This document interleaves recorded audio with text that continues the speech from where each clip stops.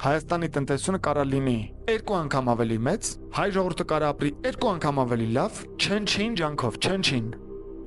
Գիտեք ինչա դրա համար պետք անել։ Կրթության եւ գիտության նախարարությունը եւ ամբողջ կրթական համակարգը վերացնել,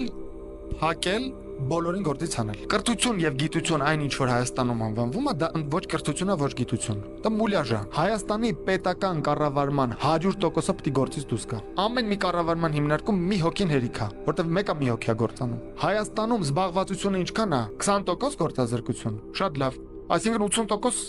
բանա զբաղվածություն է, 0% պիտի լինի զբաղվածությունը, 80%-ն էլ գործից պիտի դուրս գա։ Ուղղակի մարդիկ կգան իրականություն, կհասկանան, որ այդ 80%-ի մեծ մասը, գրեթե բոլորը, անիմաստ նստում են տաքսի, գնում են գործի, ոչ մի բանով էլ չեն զբաղվում։ Չկա, արդյունավետությունները 0 է, 0։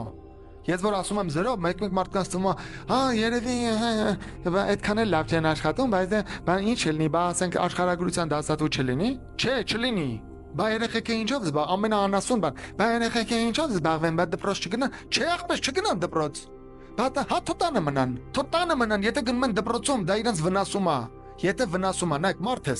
մարդ ես, բան եմ ասում եմ, գնում ես դպրոց, երեխուն ուղարկում ես դպրոց, այդ դպրոցը վնասում է քո երեխուն, մի ուղարկի քո երեխուն դպրոց, հանի դպրոցից,